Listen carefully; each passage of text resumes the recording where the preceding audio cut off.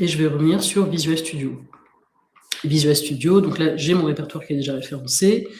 Je vais lancer le terminal qui est ici. Pareil, j'ai écrit Claude pour lancer Claude Code. Ça va me lancer la dernière version de Claude Code, la 2.1.19. Donc, je suis en abonnement max et je suis dans Recherche éveil. Voilà.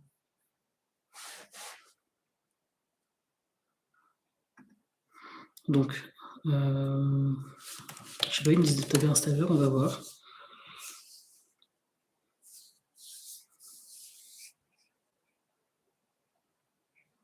Je sais pas, moi j'ai mis Claude installeur. Il y a une recommandation qui a été faite, elle est partie.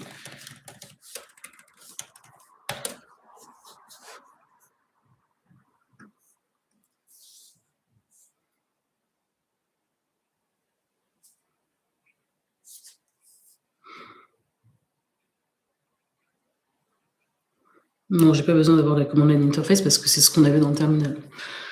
Non, donc non.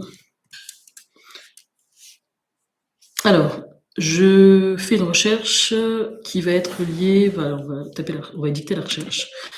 J'ai besoin de réaliser de la veille pour comprendre l'impact de l'intelligence artificielle sur la formation professionnelle et notamment la formation des adultes. Je souhaite que tu réalises une recherche approfondie pour comprendre sur notamment le processus et les cadres de création de contenu de formation et leur déploiement, comment l'IA vient impacter la formation. Je souhaite notamment que tu regardes quels sont, par exemple, les impacts de l'intelligence artificielle sur le processus ADDIE, A-D-D-I-E, qui est un des processus les plus connus pour la création, la conception, le développement et le suivi d'une formation. Je voudrais que tu regardes à travers aussi bien des articles académiques que des revues professionnelles ou même des publications de réseaux sociaux tels que Substack.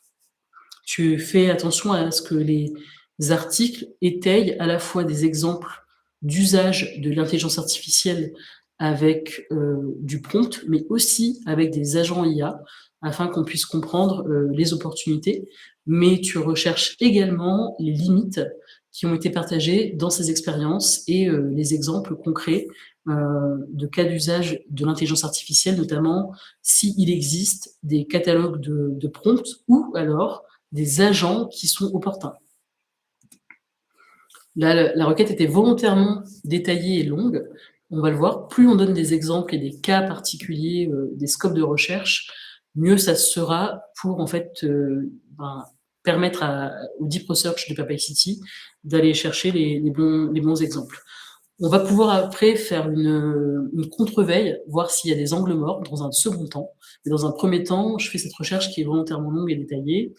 Voilà, j'ai peut-être précisé. Je voudrais que tu observes également les bonnes pratiques dans les différentes régions du monde, aussi bien en Europe qu'en Amérique du Nord, en Asie, en Afrique ou en Amérique latine, sur vraiment l'utilisation de l'intelligence artificielle pour la formation des différents publics, d'adultes, des publics qui soient avec différents profils d'usage digitaux. Et veille à ce que tes résultats soient les plus récents possibles et aussi ceux qui mettent en lumière à la fois les avantages, les forces, mais aussi les limites et les faiblesses de l'IA pour les professionnels de la formation. Ce qui me semble également important, c'est de pouvoir mettre en évidence quelle est la place critique de l'être humain dans toujours les processus de développement de formation.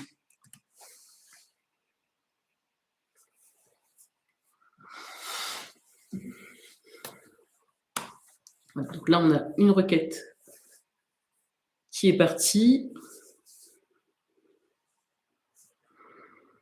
Et je vais voir si, naturellement, il va faire appel au MCP ou est-ce qu'il va... voilà, on le voit tout de suite. Dans mon écran, je vais juste fermer ça. Il fait appel au MCP. Et c'est ce que vous pouvez voir ici. Il va donc mettre en file d'attente différentes recherches par rapport aux différentes consignes que j'ai données. Et donc, imaginez que si on avait eu une approche plutôt classique, en fait, ce que l'on aurait dû faire, c'est, d'abord peut-être inscrire ce prompt dans Perplexity, configurer les recherches en deep search ou alors, peut-être, faire à différents moments les différentes itérations pour avoir ces détails. Là, il va lancer les éléments en parallèle. Je vais lui demander une synthèse, exécutive des résultats. Je vais lui demander de tracer les résultats pour pouvoir le lire et on va attendre. Donc pendant ce temps, on a le temps d'aller faire un petit thé, une petite, infusion et on reviendra dans quelques minutes. Oui, peut-être sur l'expérience utilisateur, c'est évident que lorsqu'on lance des recherches qui utilisent le deep search, c'est ce que vous pouvez aussi vivre directement quand vous êtes en ligne sur Perplexity, ça prend environ, 3 à 5 minutes.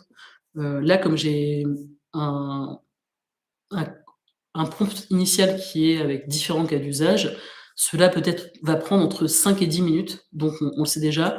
Et pareil, là, comme c'est en recherche, on va laisser tourner et pendant ce temps, on peut faire autre chose.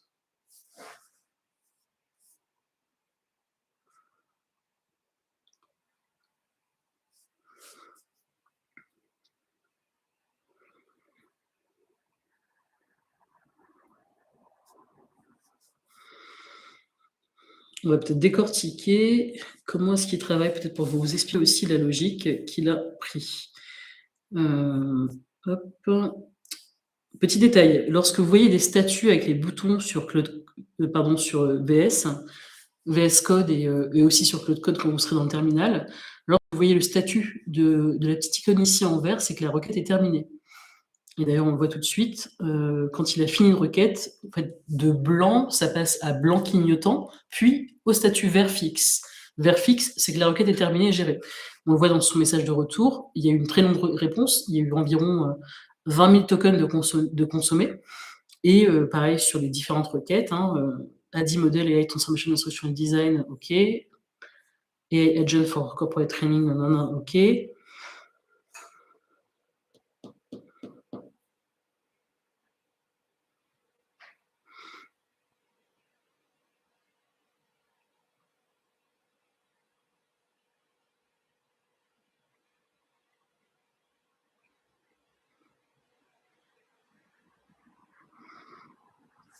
Ici, comme il y a plusieurs lignes, je vais lui demander de faire un fichier de résultat.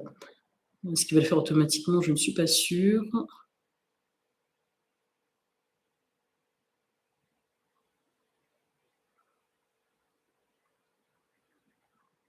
Voilà, il va créer un document de synthèse détaillé avec toutes ces informations. Super.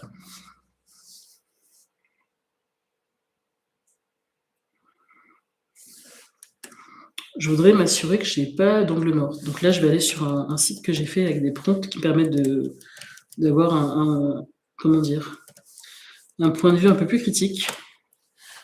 C'est toujours utile. Là, nous, ce qui nous intéresse dans la dimension, on va regarder sur l'explorateur. J'ai besoin sur notamment, on va dire cette partie, conduite du changement innovation, gestion de la complexité. Qu'est-ce qu'on a? Système complexe stratifiant, décision robuste. Donc, je vais prendre la dimension pour la naviguer plutôt là. J'ai besoin d'avoir quelque chose qui, en fait, va concerner plutôt la notion de transformation, parce qu'on est sur la transformation de pratiques de métier. Est-ce qu'on a l'agilité contextuelle, générateur de répertoire adaptatif? Non. Lorsque l'outil de co-construction. Non. C'est pas là-dedans. J'ai pas mis le moteur de recherche. Il me semblait si j'ai mis un explorateur, mais j'ai pas mis le moteur de recherche. Peut-être que si, je l'ai mis là. Et ce qu'il y a, si on veut quelque chose qui est plutôt critique. Voilà, on va dire complexité stratifiée. Okay, c'est celui-là. Donc là, on va plutôt aller copier le prompt, améliorer les définitions des environnements complexes, améliorer. On va plutôt rechercher ce prompt-là, on va le copier et on va demander de regarder le document de recherche qui est produit avec cette fonction qui, en fait, va venir analyser quels sont les défis qui sont réellement remontés dans la synthèse. Est-ce qu'on voit différentes problématiques qui sont remontées? Et surtout, ça nous permet d'avoir une analyse beaucoup plus stratégique des résultats. Là, c'est des prompts que j'ai préparés il y a quelques mois. pour, encore une fois, aider les décideurs à avoir une analyse un peu plus critique quand ils ont une diversité de contenus. Bien sûr, c'est configurable, mais l'idée, c'est d'aller un peu plus vite et de faire apparaître des choses qui auraient nécessité peut-être des analyses par des experts, notamment en systémique ou en complexité, pour simplifier aussi et faire révéler quels sont les points qui peuvent être peut-être comment dire, des angles morts ou des choses qu'on ne voit pas apparaître. Voilà. On va prendre ce prompt-là, donc je vais aller dans... donc il a fini, do you want to make this edit? Yes. Donc il m'a créé normalement mon fichier formation professionnelle des adultes ici, qui est un format Markdown que l'IA gère très très bien, qui lui permet de préparer des fichiers qui sont aussi lisibles par l'être humain. On va le voir, c'est ici la recherche. L'impact of AI in professional training and adult education. Donc, il est en anglais parce que c'est vrai que mes produits sont principalement faits pour des audiences internationales, mais on va pouvoir aussi demander une traduction en français. Et donc, comment c'est structuré? Donc, la transformation du modèle ADI, idéation, automation, copilote, super. Comment est-ce que l'IA vient augmenter l'analyse des besoins de formation? Quelle est la place justement de l'esprit critique? Comment dans le design ça vient en fait intervenir? Donc là, je vois qu'il y a différentes idées, mais ce que je ne vois pas à ce stade, ce sont les sources de l'information. Comment et où il est parti chercher ces éléments pour m'assurer qu'on ne soit pas sur de la génération simple et pure et dure, que je voudrais vraiment vérifier la traçabilité des résultats. Donc, qu'est-ce que je vais faire? Je vais m'assurer d'avoir cette traçabilité. Là, on le voit, il a cité les références, mais on n'a pas les URL. Et là, moi, ça me pose un problème, donc je vais lui demander de documenter. Pourrais-tu enregistrer l'ensemble des résultats de recherche avec leurs références et les URL pour les différentes requêtes que tu as réalisées? Tu les places dans un document de recherche avec les sources. D'ailleurs, je voudrais qu'à partir de maintenant, pour toutes les recherches Perplexity qui sont faites à travers donc Claude Code, automatiquement, une archive des résultats de recherche soit créée dans un fichier qui enregistre l'ensemble des sources qui sont utilisées.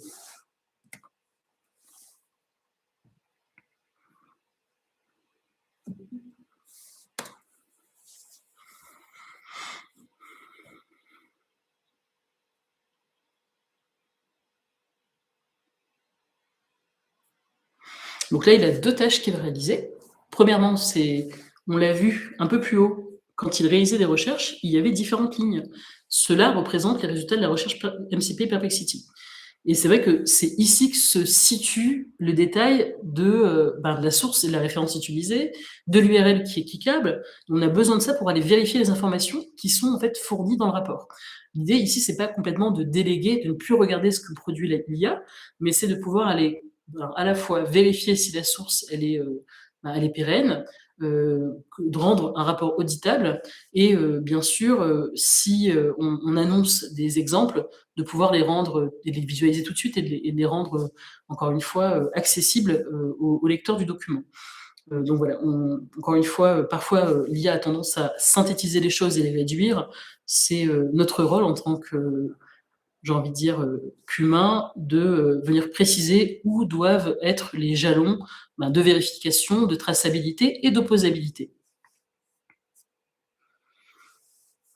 Donc là, il va enregistrer les différents résultats de recherche et aussi ça va nous permettre, si on a besoin de venir tout à l'heure préparer un document qui soit plus détaillé, qui illustre, de porter cette information à la connaissance de l'agent qui va s'occuper de la rédaction du document.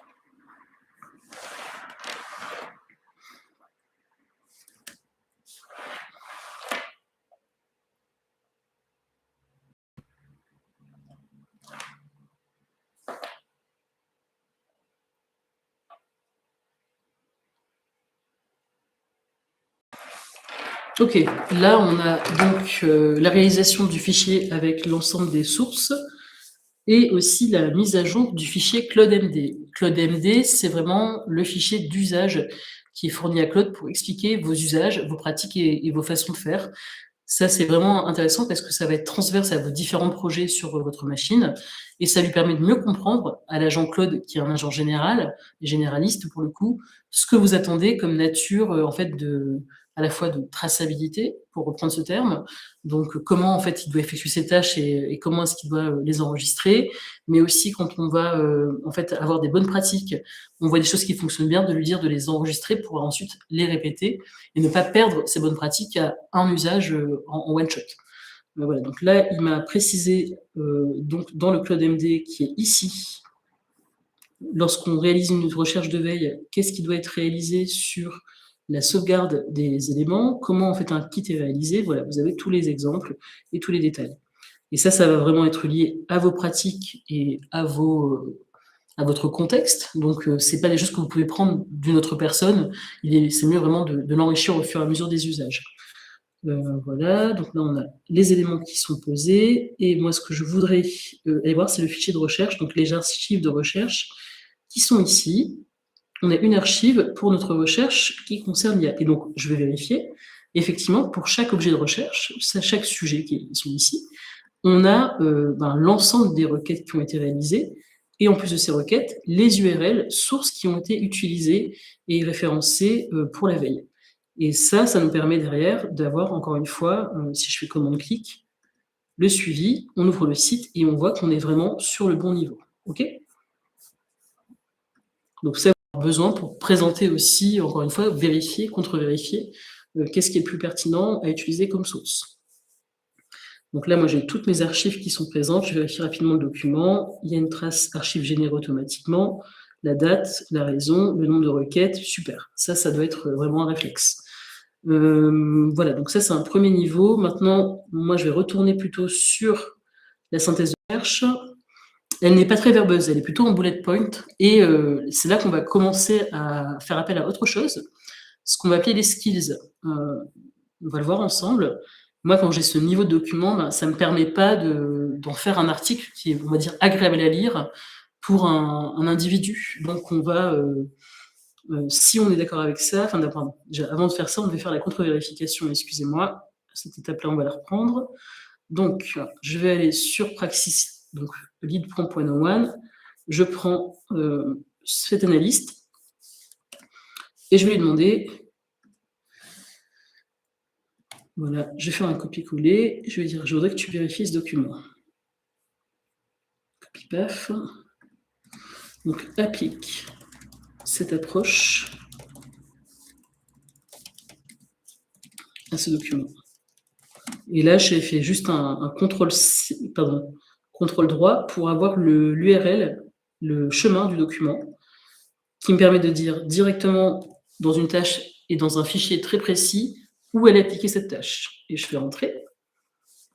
Là, il va lire mon prompt d'entrée.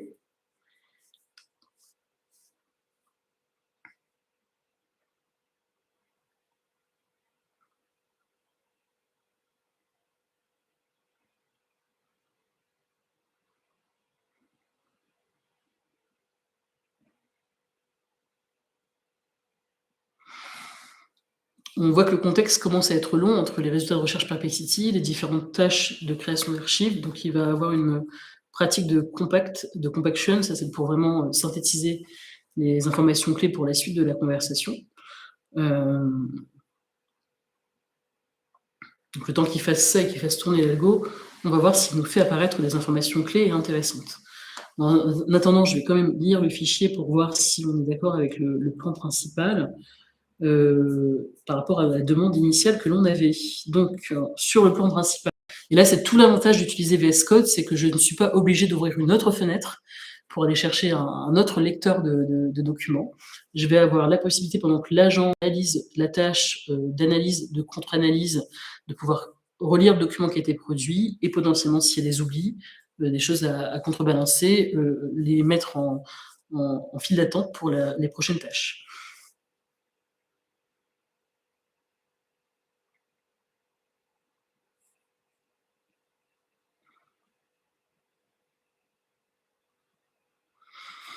Ok, c'est intéressant. On voit une évolution d'un modèle ADI en AGI. Il faut voir en fait à quoi ça correspond.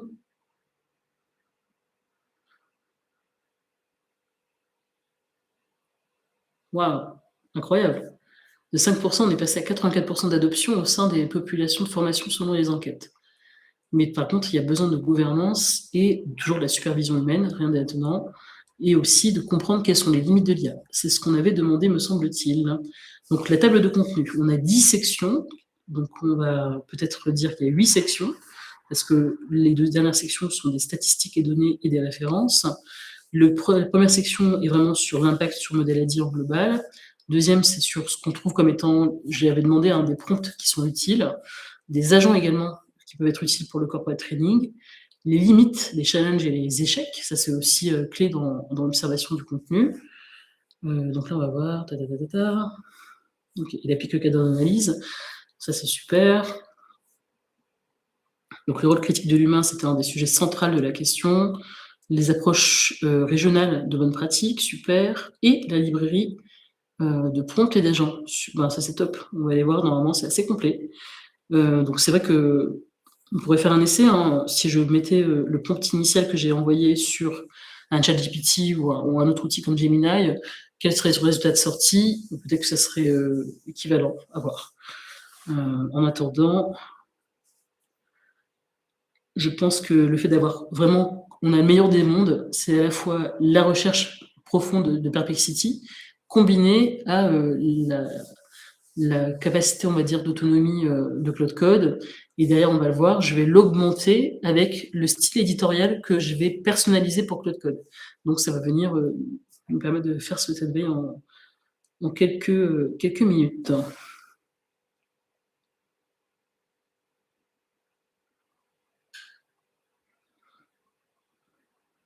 Ça, c'est effectivement un article que j'ai lu hier sur Substack. Il faisait mention de ça, que maintenant on peut utiliser l'IA dans la formation pour faire vraiment, on va dire, 3 modes d'opération.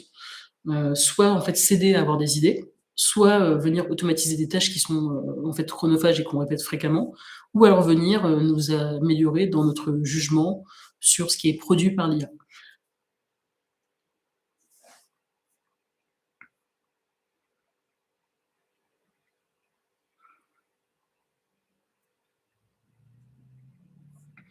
Ok, donc pour l'analyse des besoins de formation, des informations données par des subject matter experts, les fameux SMI, on voit que là on est plutôt sur l'utilisation de l'IA pour faire de l'analyse sémantique et de repérer les patterns. La tâche d'analyse est terminée. Tiens, on va aller voir après. Dans les tâches clés qu'on peut demander à l'IA, super, super, super, super, ok. Ok. Développement, AGI. Alors, c'est quoi le AGI? Je vois ce nouvel acronyme, Generation in AGI. Donc, on est plus sur l'analyse, design, generation. Ah, oui, d'accord. À la place du développement, on passe à la generation. Donc, on passe de l'ADI à l'AGI. Ok. Et ce qui est bien, c'est qu'il fait bien à chaque fois, en fait, pour ces différentes phases, la distinction entre l'humain, le rôle de l'humain et le rôle de l'AI. Ça me donne envie, par exemple, si je dois faire des illustrations, comment est-ce qu'on va faire? Ok, très bien. On va commencer comme ça. Ça me va, ça me va, ça me va, ça me va. Génération, donc c'est bien ça. C'est plutôt que ça, c'est le modèle traditionnel dans le tableau vers un nouveau modèle AGI. AI prompt for instructional design, effective prompt for AD phase, ok. Ok, donc là, on a des exemples de prompts qui sont très simples, mais qui permettent déjà d'avancer. Toujours, c'est bien de pouvoir donner des amorces et des exemples. Ok. Donc là, c'est introduction, assessment item, branching, storyboard outline, super important. Ok. Alors, advanced prompting technique. Ah, c'est bien parce qu'on voit il y a différents niveaux. Je trouve que c'était un peu simple. Donc, les agents. Action ok. Operate proactively based on trigger. Bon, ça, c'est la définition de l'agent de développement de code.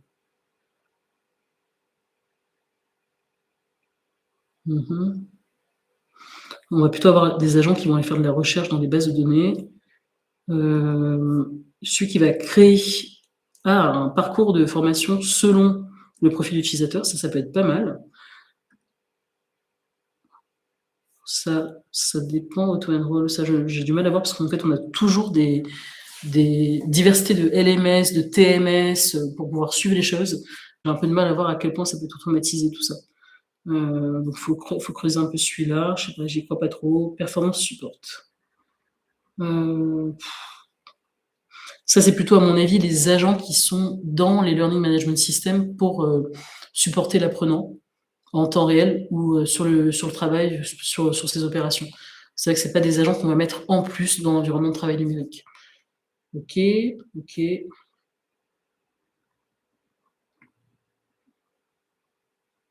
Ah, intéressant. Donc là, il nous a fait un petit benchmark qui est bien sûr à prendre avec des pincettes, parce que la limite, quand vous faites du deep search, c'est qu'il va aller crawler sur les pages internet, même si elles sont vérifiées. Il va pas pouvoir faire la distinction entre la page internet qui est publiée par un éditeur de logiciels officiellement comme étant pas forcément du public marketing, mais la mise en avant des fonctionnalités.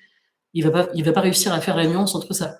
Là, par exemple, j'ai différents éditeurs qui sont cités dans le résultat de plateforme, mais en fait, il a surtout vu ce qu'on va appeler, vous savez, des référencements que l'IA va détecter parce que l'article a été rédigé pour que l'IA le repère.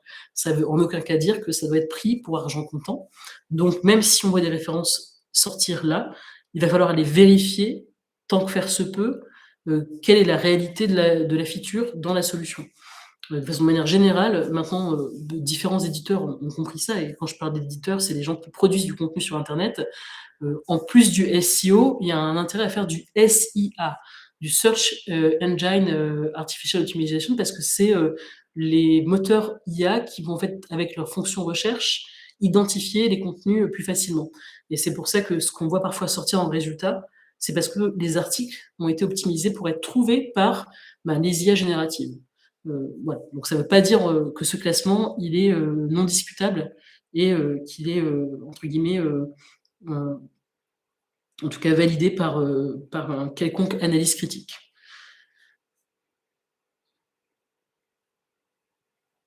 Ok, donc là on a quelques exemples. Bon là aujourd'hui en fait on se retrouve finalement avec des résultats qui sont plus liés à de la communication marketing d'éditeurs. On a quelques exemples de thématiques d'agents, mais c'est peut-être pas suffisant. Voilà, donc on va pouvoir voir comment est-ce qu'on programme ça. Ok, à voir. Donc ça pour moi c'est typiquement quelque chose qu'il faut creuser, qui est complètement à revoir. On va demander un changement sur ça. Ok, là les limites et les failures. Waouh! Ça, on le savait déjà, mais c'est vrai que le chiffre est un peu vieux, parce qu'il y a des chiffres de 2025. Voilà, donc c'est ce rapport du MIT qui est plus intéressant. Celui-là est trop vieux. Ok. Voilà, vous vous rendez compte? 40 à 50% des résultats de recherche produits par l'IA demandent des révisions substantielles, c'est-à-dire que la moitié pourrait être à jeter à la poubelle. Donc l'intérêt de faire la contre-vérification. Donc ça, on le sait. Ok.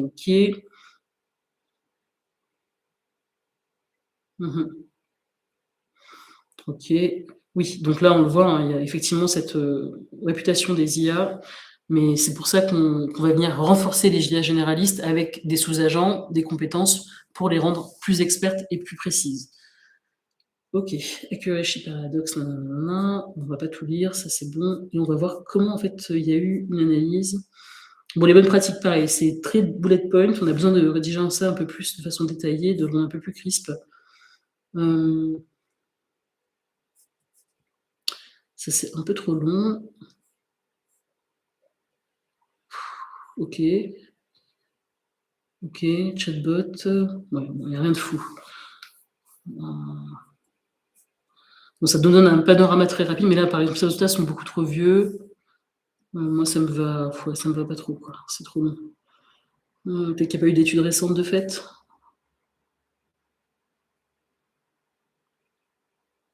OK.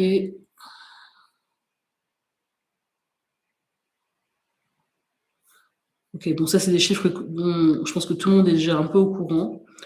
Donc il va falloir voir si on conserve ça ou pas. On va pas prendre tout ça. Donc on voit la limite de l'article, c'est que le début était pas mal. La fin, néanmoins, sur en fait, les cas d'usage sont un peu génériques. C'est ce qu'on retrouve souvent, hein. Les chatbots pour les formations, le fait de faire du snackable content avec de l'IA générative quotidiennement. Enfin voilà. Bon, on va voir. Je pense pas que ce soit ça qu'il nous faille conserver. Et là, on a une analyse plus approfondie normalement qui était dans analyse complexité, qui est ici, où je vais tourner l'agent. Et qu'est-ce qu'il nous raconte? Définition du phénomène complexe, dans les formations professionnelles des adultes. Alors, des propriétés nouvelles émergent à chaque niveau d'abstraction, les effets ne sont pas proportionnels aux causes. Ok, très clair. Les couches d'influencement humain, ok. L'IA peut produire des résultats radicalement différents selon le contexte régional, organisationnel ou individuel. Waouh! Justification de l'approche stratifiée. Il y a des paradoxes qui sont observés, ça me permet tout de suite de l'avoir. Et voilà. Ok. Il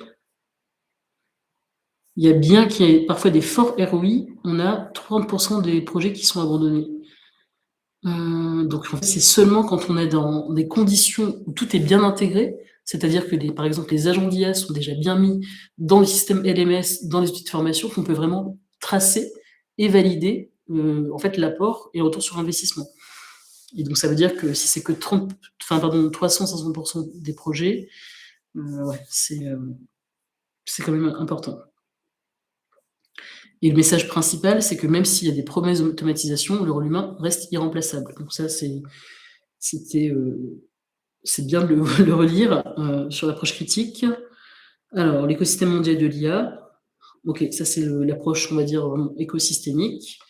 L'approche régionale, les infrastructures, la maturité digitale, les cadres réglementaires. L'approche, du coup, on change de niveau organisationnel du LND, selon les stratégies RH, la gouvernance de l'IA qui n'est généralement pas dans le département RH, le budget et les mesures d'impact. Processus de conception, on passe de l'ADI à la J, super, du contenu pédagogique et l'apprenant adulte. Ok. Alors moi, ça me va beaucoup mieux cet article, je trouve qu'il est plus rafraîchissant à lire déjà. Il permet de mieux comprendre d'un point de vue systémique ce qui est en train de se passer.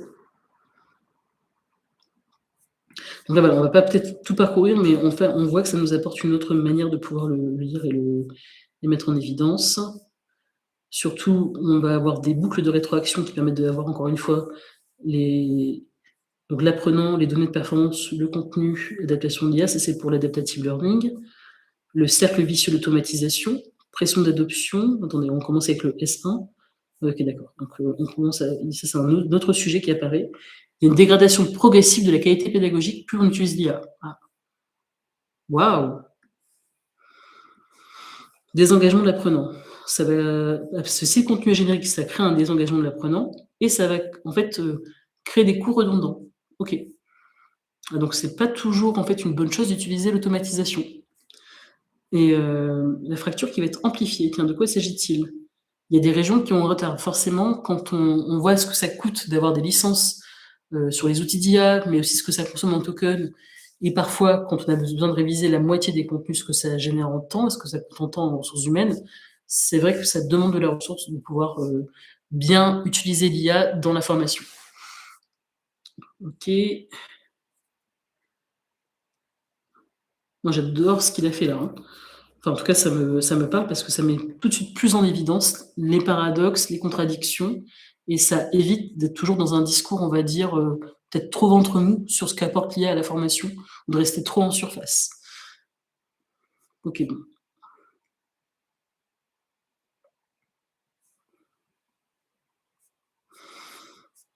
Bon, c'est un peu long. Ok. Bon, alors moi, ce que je voulais déjà vous montrer peut-être en dernière étape, c'est j'ai eu le premier article qui est celui sur la formation, recherche formation IA qui est ici. Et on a vu que sur différentes phases, il y avait une comparaison entre les tâches de l'IA et les tâches de l'humain. Ce qu'on va demander, par exemple, c'est de préparer des illustrations pour chacune de ces étapes afin de pouvoir les rendre facilement accessibles.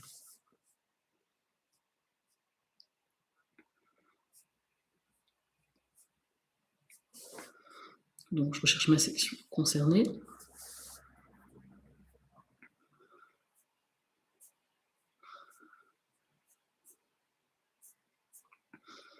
Voilà, donc on était sur la section, le chapitre 1, la transformation du AI model. Voilà les 3 modes. AI Transformation AD Model, le 1. Donc le 1.2. Le 1.2 principalement. Voilà. Donc dans ce document, hop, copie paf. Donc dans ce document,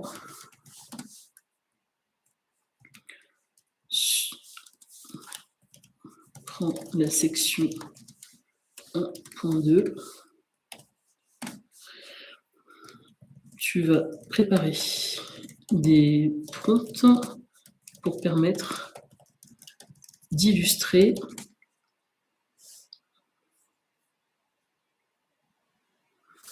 pour chacune des 5 phases les tâches AI et les tâches humaines.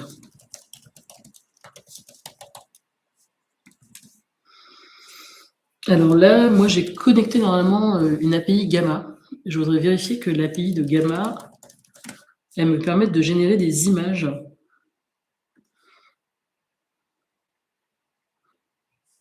Donc là j'ai les présentations qui sont faites par API, mais normalement j'avais aussi API key dash readme, voilà. Sur la documentation de Gamma, je voudrais m'assurer. Donc, là, je vais juste arrêter mon partage d'écran 2 minutes. Temps de faire ça.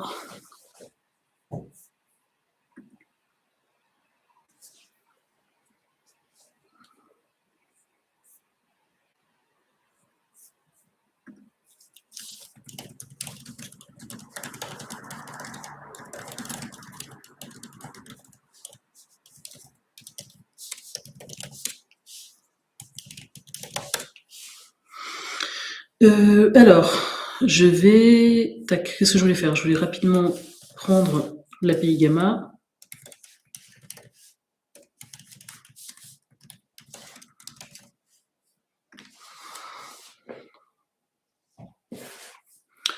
Et on va aller voir la documentation Gamma pour s'assurer qu'on puisse bien générer des images avec Gamma. Hop.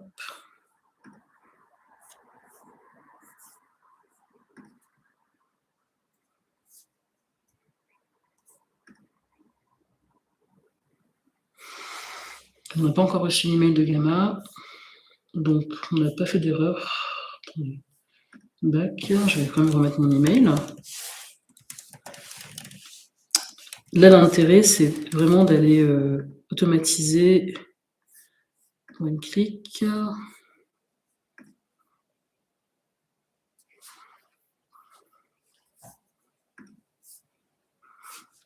Bonjour MTR XXGMS.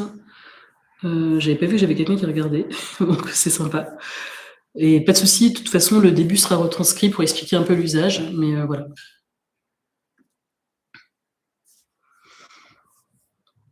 Donc là, on n'a pas encore reçu l'email de Gamma. Bon, c'est pas grave, je peux lancer quand même à travers Visual Studio Code et on va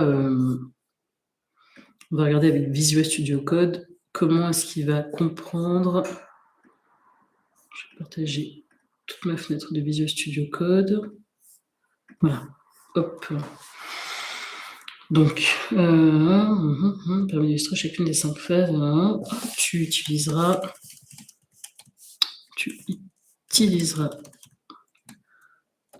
ensuite une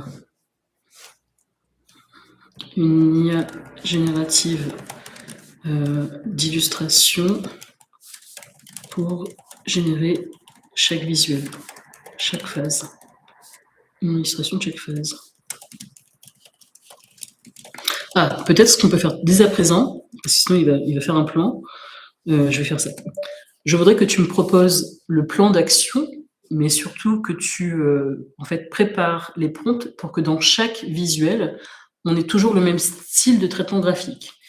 Le style des images doit être sur un fond clair, un fond blanc, avec un schéma d'un format technique, on va dire, une encre bleue, dessinée au stylo bille, par exemple Bic bleu, et je voudrais que ce soit des schémas qui présentent, à la fois de façon illustrée, type bande dessinée, mais pour adultes, à la fois les tâches que peut faire l'IA et les tâches que peuvent faire, les humains, pour chacune des phases. Donc tu vas produire des prompts pour chacune des 5 phases. Ça veut dire 5 prompts qui à la fois précisent le détail des contenus, mais aussi le style graphique. Il faut qu'il y ait une cohérence entre les 5 illustrations. Je voudrais que pour chaque image, on ait un header qui, présente le titre de la phase et un footer qui, en fait s'appelle qui en fait utilise le titre Impact de l'IA dans la formation professionnelle.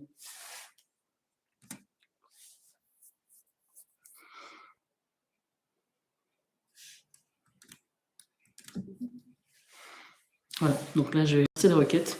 Je ne lui ai pas précisé d'aller utiliser l'API de Gamma. Je vais voir si il va en fait soit l'utiliser parce qu'il a déjà utilisé par le passé pour générer des PowerPoint ou des carousels, soit est-ce qu'il va aller faire appel à Hugging Face et dans Hugging Face chercher un modèle de génération d'images.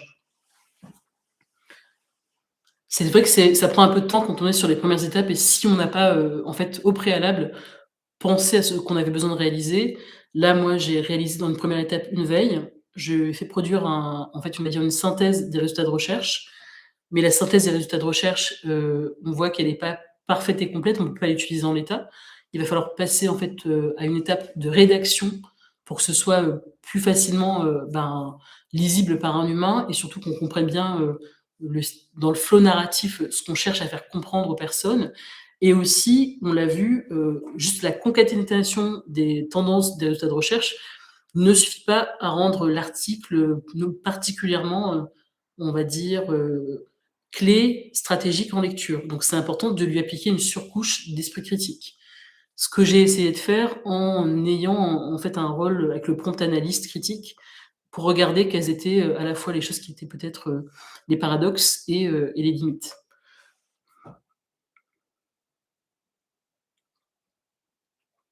Donc là, on le voit, toujours un détail des tâches qui sont réalisées par l'IA. Je vais d'abord relire la section 1.2, donc il a besoin de reprendre connaissance dans le document de recherche de la section 1.2 pour pouvoir, en fait, réaliser son plan. Donc là, il va me générer le plan, ou peut-être qu'il a déjà fait, il écrit les prompts, super. Et pareil, on voit ce qui fonctionne bien, c'est toujours la version Markdown des fichiers qui sont lisibles et créés par l'IA et aussi lisibles par l'humain. Donc là, on a un récap du document de spécification. Comme j'ai demandé les différentes étapes qui sont listées, préparer les prompts, générer les illustrations, ajuster la cohérence et finaliser. La spécification de style graphique, le stylo bic bleu, ok. La composition divisée IA dans une première colonne, humain dans l'autre colonne, l'esthétique technique type manuel d'instruction et la palette Chrome du bleu. Super. Là, vous allez pouvoir changer si vous avez besoin de changer sur des couleurs en HUX. C'est complètement libre. Mais nous, on est bon, là, en 1 minute 49, c'est fait. Ça aurait pris 10 fois plus de temps si c'était à moi de le faire en copier-collant et en écrivant les choses. Ok, donc là, je vais faire simplement la touche Tab et il va y aller.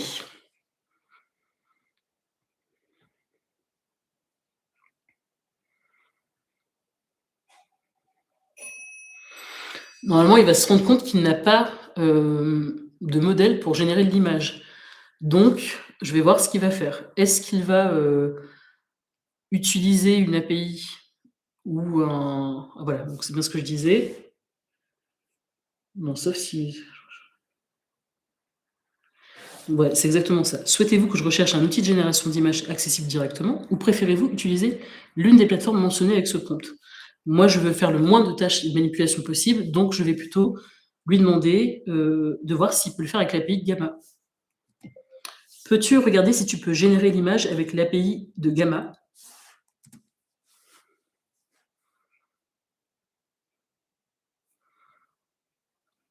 Si on est dans la positive, je vais lui demander de générer un script pour gérer les, 5 images d'un seul coup et de pas devoir, en fait, valider à chaque fois.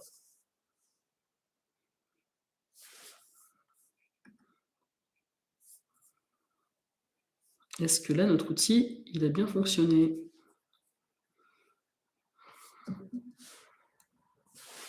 OK. J'avais pas terminé l'enregistrement. Hop.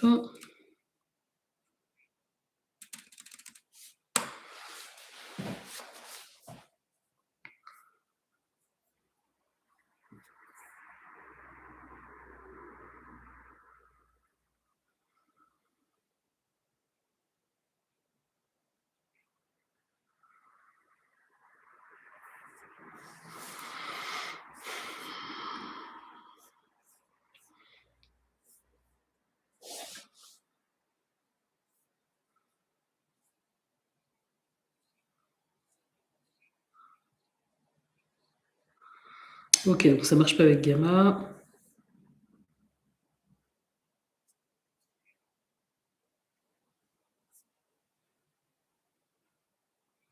Donc il a trouvé une API qui s'appelle Horde, qui peut être, utilisée, 100 gratuite, mais sans que l'API, pardon, donc il a trouvé un service.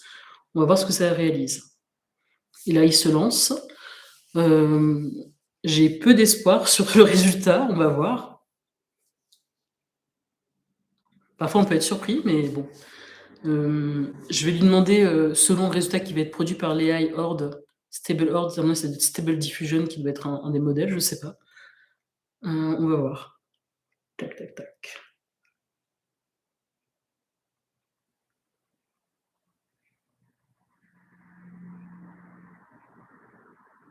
OK, il y a des tailles et forcément des contraintes pour avoir des illustrations. Donc AI Horde, file d'attente est très longue.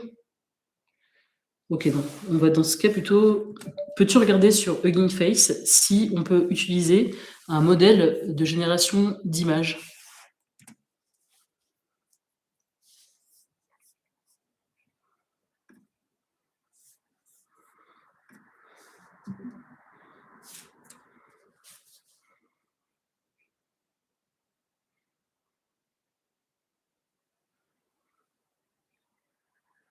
Voilà, super. C'est exactement ce que je voulais, mais on le voit, hein, il a quand même cherché d'autres alternatives, c'est normal, je lui ai pas donné d'instructions. On va plutôt dire oui pour l'installation. Stable Diffusion, c'est quand même un super modèle de génération d'images et ça, on est certain qu'on sera un peu plus proche du résultat souhaité. Donc il va faire un premier test.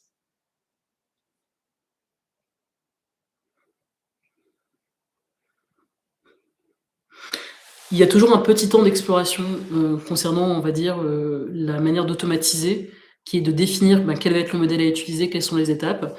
Ça, c'est vrai que c'est un temps qui est nécessaire. Alors, normalement, on avait déjà, nécessite un token d'authentification. Voici le résumé. OK, normalement, j'avais déjà un token.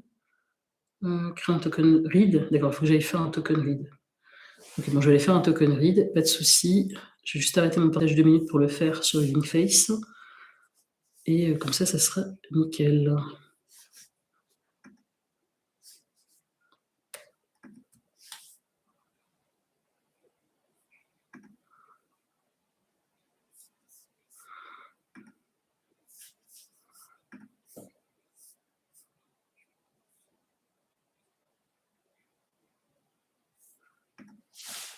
C'est comment, Maître Gim, c'est comment utiliser, en fait, là, la démo, elle est surtout comment je vais utiliser VS Code pour produire des documents professionnels pour des gens qui sont pas justement développeurs de code. Et l'intérêt, c'est de montrer la puissance de VS Code quand c'est augmenté avec l'IA générative pour réaliser, ben, de la veille, des documents de recherche, de l'analyse. Si demain je dois utiliser des illustrations, pour un rapport illustré, comment je vais réussir à le faire de façon, orchestrée grâce à l'IA générative, de Claude Code? Et de montrer que en fait, Visual Studio Code n'est pas uniquement utilisable pour des projets, de logiciels informatiques, mais aussi pour des projets, qui sont plus courants, dans la vie de tous les jours. Et là, je vais donc aller sur Hugging Face, créer un nouveau token. On est en read normalement, il a dit que ça devrait suffire. Et là, on va dire que c'est le token pour VS, Code, 2, image. Je vais avoir mon token. Je vais revenir sur le partage d'écran. Je vais d'abord entrer mon token. Hop. Voici le token.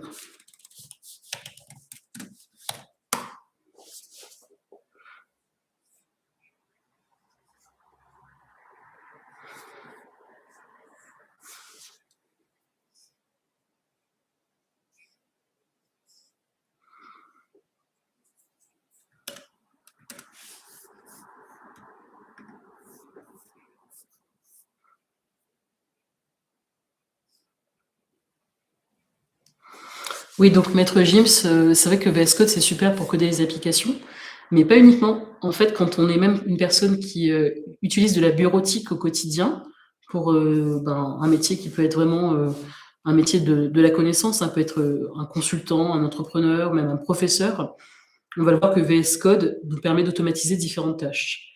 Et c'est notamment le cas d'usage que j'essaie de reproduire ici avec la démonstration. Donc là, on vient de le voir, il a fait un test. Je vais partager mon écran. Je vais revenir sur VS Code.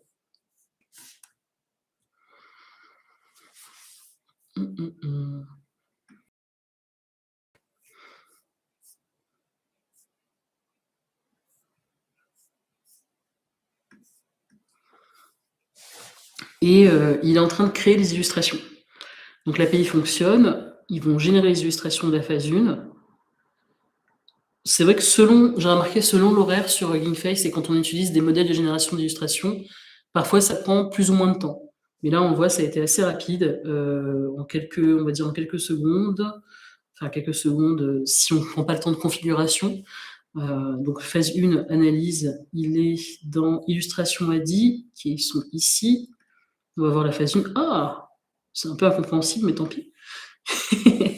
Ouais, c'est pas du tout compréhensible. Donc là, c'est difficile de l'utiliser comme ça.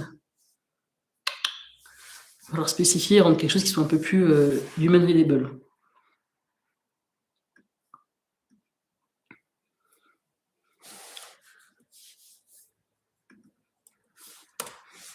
Donc, en tout cas, dans le principe, on a maintenant un script qui va venir générer les 5 illustrations, mais on le voit, il va falloir faire de l'inférence et de la répétition parce que on n'est pas dans les résultats escomptés. Si jamais on ne veut pas perdre trop de temps, c'est pour ça qu'on avait fait la documentation des prompts pour les illustrations, qui sont en fait ici. Et là, pour le coup, j'ai envie de dire, on a plutôt intérêt à se dire, mais en fait, je vais copier-coller ça, qui est le prompt pour la phase 1, par exemple. Et si je le mets, on va voir ensemble ce prompt dans par exemple, Gemini Banana. C'est que ça sera plus rapide. Outils, créer des images. Je fais ça, je fais entrer. Ah oui, c'est vrai que j'ai aussi la possibilité de pouvoir connecter l'API d'Imagen, qui est l'API de Google pour générer les images, qui donne généralement des meilleurs résultats, mais elle est payante. Donc là, je ne vais pas le faire comme c'est juste pour la démo. Mais sinon, c'est vrai que la procédure est pas mal aussi. Donc là, on a les différentes illustrations, vous voyez, ça s'est fait automatiquement. Donc c'est complètement incompréhensible. Ouais, donc ça ne sera pas utilisable en fait. Hein. C'est ça un des écueils qu'il y a avec l'IA, c'est que parfois on a des résultats qui ne sont pas complètement satisfaisants. Mais bon, on voit la chaîne de production et c'est toujours la posture qu'il faut avoir en état d'esprit. Il faut venir affiner, préciser. Voilà, donc je vais dire oui, voilà, il peut ouvrir un fichier. Tac.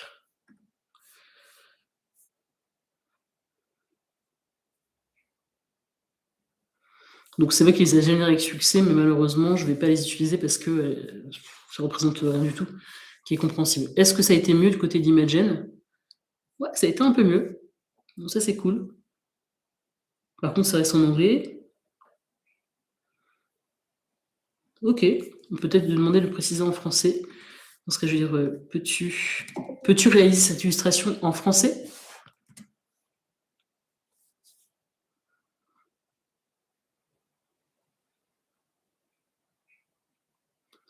Donc, si on change de modèle et qu'on met l'application Imagen de Google, on arrivera dans, l'automatisation à plus avoir cette nature de résultat.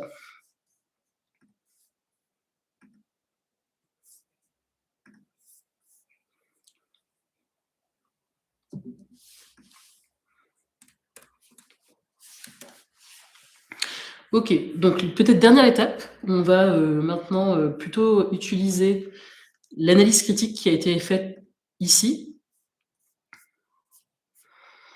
pour, préparer un article. Là, je vais, créer une skill qui sera un acte, pour vous présenter comment créer une compétence supplémentaire avec Claude Code. Cette skill, c'est vraiment, pareil, je vais reprendre l'analogie des chefs cuisiniers, des chefs de partie, pour les cuisines professionnelles. En fait, même si on a des sous-agents, vous l'avez vu, les sous-agents, ils vont générer des recettes complexes et complètes. Là, on a besoin d'une compétence qui va être vraiment sur un élément d'une nature de tâche. Pour faire comment je dis l'analogie, c'est, notamment, dans vos chefs de partie, vous allez avoir quelqu'un qui va être spécialisé, en dessert sans gluten. Donc là, on va avoir une skill qui va être spécialisée en rédaction d'articles, qui reste accessible pour des professionnels et pour le grand public et qui rend ça agréable à lire. Je vais donc lui dire: «Je voudrais que l'on crée une skill, Claude, qui me permette de préparer des articles à destination d'un public professionnel. Il faut que le ton reste dans une dynamique éditoriale, identique à celle du journal Le Monde, mais aussi avec des titres très accrocheurs et toujours qu'on mette en évidence, avec une un style, les grandes leçons à tirer du paragraphe ou de la section de l'article.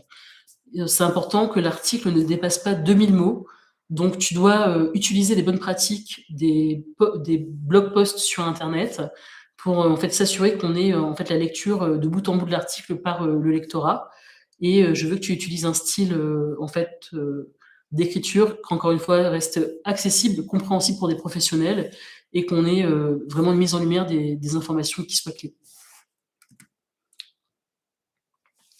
Pour l'instant, je vais préparer la skill, donc je lui demande de créer la skill. Je vais pas lui demander tout de suite de travailler l'article. Après, je lui demanderai une fois que la skill sera prête, d'appliquer la skill à la rédaction de l'article. Voilà.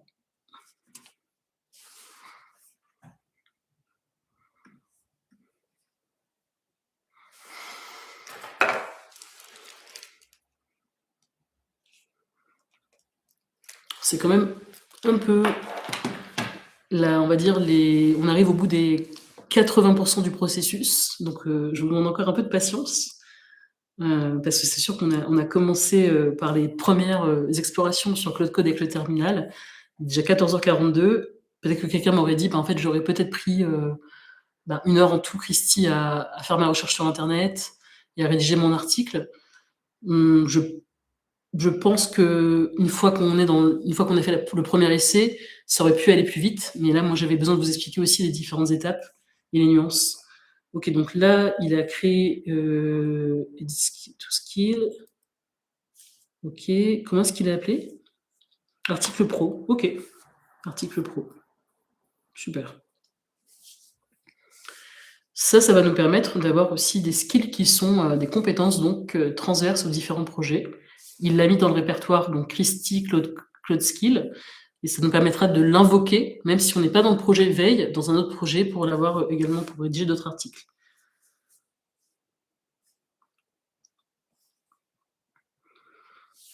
Et là, ce que l'on voit à l'écran, ce qui est en vert en général, c'est quand il vient éditer un fichier.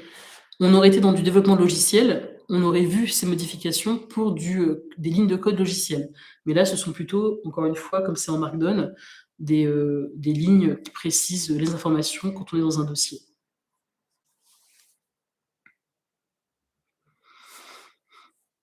OK, donc là, on a la spécification de l'article. Comment est-ce qu'on invoque? C'est article pro, le nom qu'on donnera, le style éditorial, rigoureux, analytique, accessible, la longueur de 1500 à 2000 mots, le titre accrocheur, les chapeaux, les sections des intertitres et les encadrés à retenir. Super. Ça, maintenant que c'est fait, ça a pris 1 minute 42. On va lui demander de préparer l'article sur la base de cette source-là. Donc on va faire clic droit, aller chercher copy paf. Et là, je vais faire ça. Tac. Je voudrais que tu prépares un article pour cette, analyse.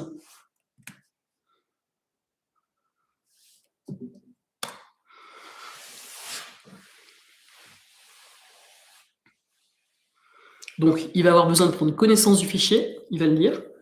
C'est vrai qu'à chaque fois qu'on va avoir besoin de référencer un fichier, ça va aussi consommer du token sortant parce qu'il a besoin de prendre connaissance du contenu. Mais on le voit depuis tout à l'heure, on travaille, on est dans la même fenêtre de contexte. Il y a eu une fois un compactage des messages, pas plus. C'est vrai que sur, peut-être, je pense à une interface de chat classique, on aurait peut-être dû changer d'interface pour aller générer les images, changer pour faire la recherche. Là, on est resté dans la même conversation.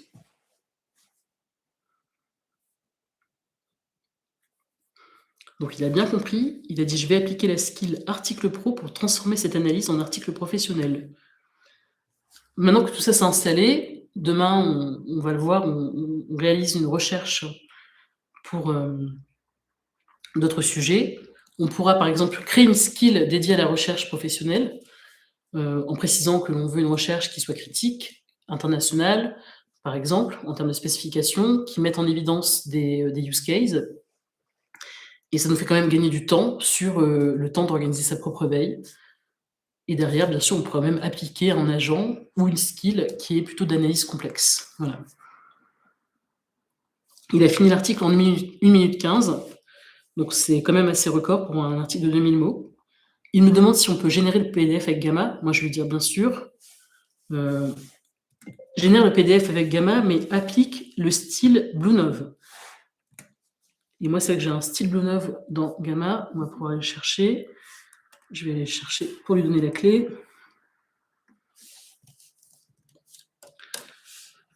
Si vous avez différents templates et thèmes dans Gamma,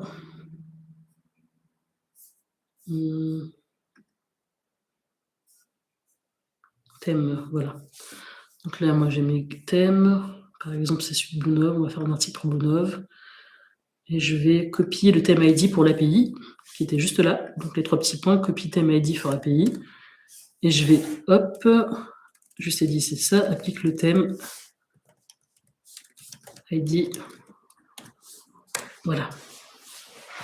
Donc là, il va utiliser le service API de Gamma pour pouvoir mettre l'article sous forme de PDF.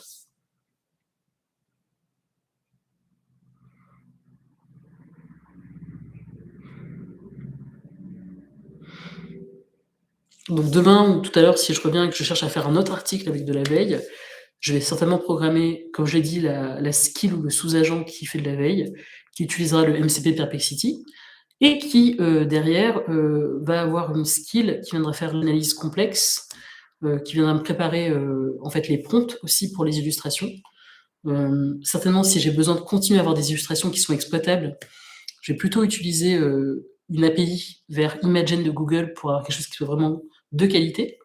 Parce qu'on le voit, même Stable Diffusion, c'est peut-être bon pour les illustrations plus artistiques, mais pas forcément si vous voulez avoir des choses qui sont, de type, schéma technique.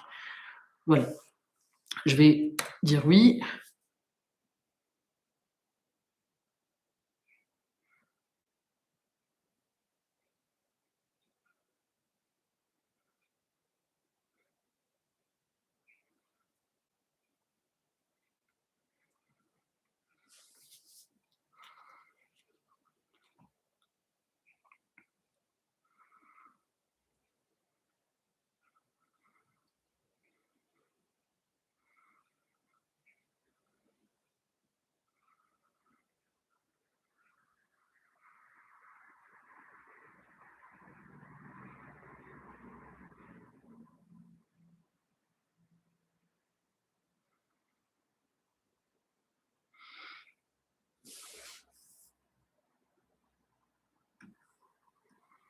Je vais changer toutes mes clés API après ce live parce que je vois que toutes les clés API apparaissent en clair dans la démo. C'était pas l'idée.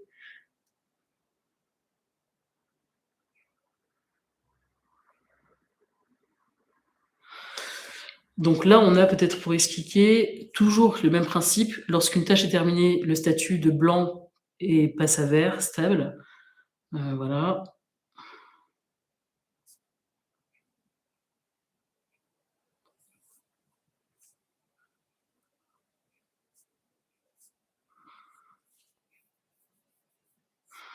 Est-ce que je peux aller générer d'autres visuels pendant que l'article est en train d'être préparé? Quoique c'est pas grave parce qu'il va peut-être les préparer lui-même. Voilà, là le document est prêt, il va l'ouvrir. Il ouvre automatiquement. Bon. OK. C'est peut-être différent du style l'article monde, mais en tout cas, ça me montre un exemple très rapide de création, de génération de rapports.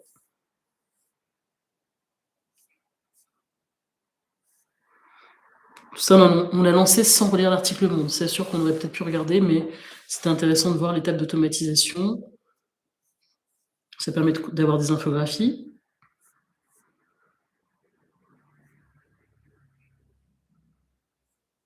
On voit des illustrations, par contre, qui sont proposées par Gamma. Voilà. Après, ça, c'est quelque chose que vous allez pouvoir garder en base. Soit vous pouvez l'utiliser en tant que tel, soit vous allez pouvoir le retravailler sur Gamma, si vous voulez le laisser le cas échéant.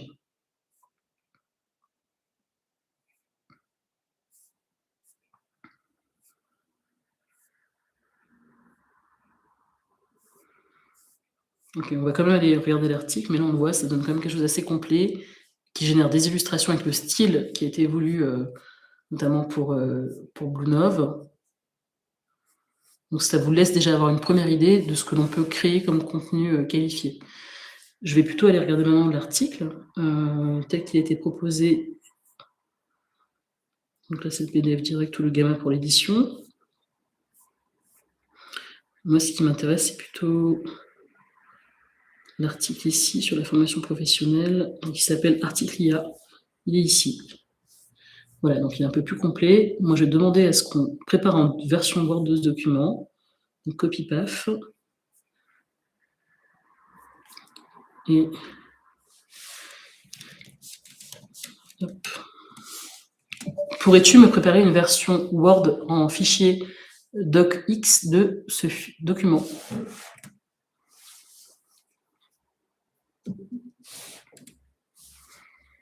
Là, normalement, il va soit me demander d'installer un script pour pouvoir le faire.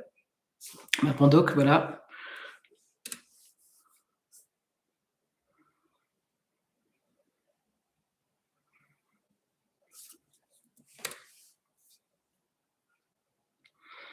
Il installe Pandoc, c'est ce qui permet de traduire des fichiers Markdown en fichier docx.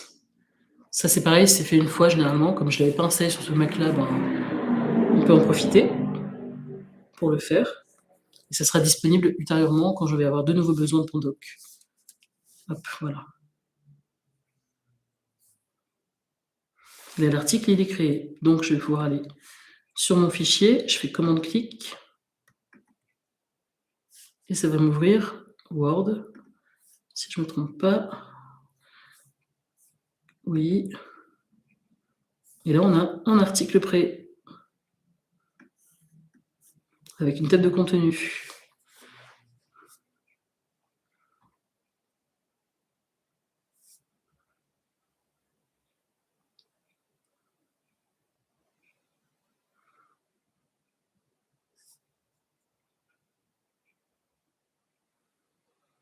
Ça, par exemple, là, ce que je trouve intéressant, c'est qu'on peut le prendre comme ça, aller dans Napkin, qui est une autre IA qui est vraiment pas mal à utiliser. Je vais dans Napkin, je ne sais pas si je l'ai installé sur l'ordi, on va voir, Napkin. Non, il faut que je l'installe. Voilà, Napkin. On va aller dans Napkin AI. Et on va demander à Napkin de faire une infographie.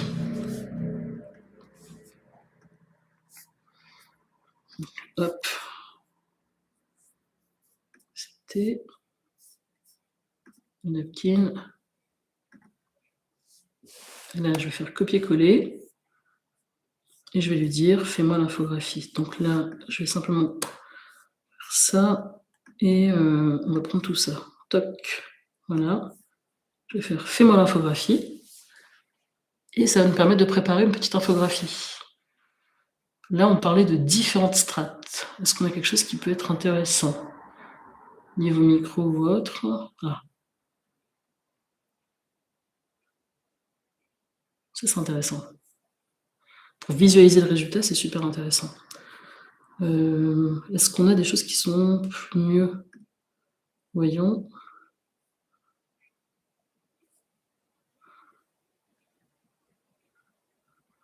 Ça, c'est une seule visualisation qui permet de comprendre les différents niveaux. Ah bah, le modèle de l'iceberg. Ça, c'est aussi pas mal. Mais je préfère peut-être, le modèle des différentes pics et vallées. Ça permet de comprendre, en fait, les strates qu'il y a à franchir avant de dire que l'IA impacte, la formation professionnelle. C'est pas un sujet qui est aussi simple qu'on pourrait l'imaginer, hein. Et voilà, souvent, vous savez, une image vaut 1000 mots, ben là, c'est typiquement, l'intérêt et l'avantage de Napkin. Mmh. Non, on va rester, soit si on reste sur ça. Non, je pense que le plus clair, c'est celui-là. Sauf si on voit d'autres choses qui sont utiles là dans les propositions. Pam, pam, pam. Pam et pastel. Ah, ça, c'est pas mal aussi. Non, on va rester avec le pic et vallée, je trouve que c'est le plus parlant. Voilà. Donc là, voilà, c'est pareil. Je vais pouvoir appliquer un style. On va rester sur ça, au style de Leonov. Exporter le visuel, on prend un PNG.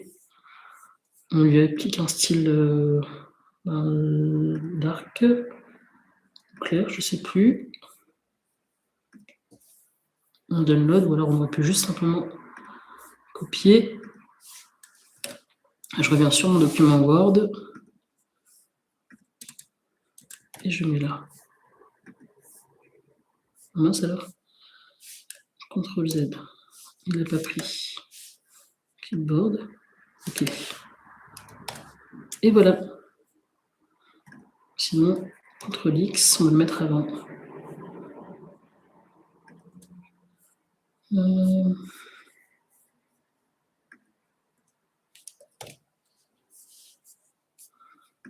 peut certainement réduire.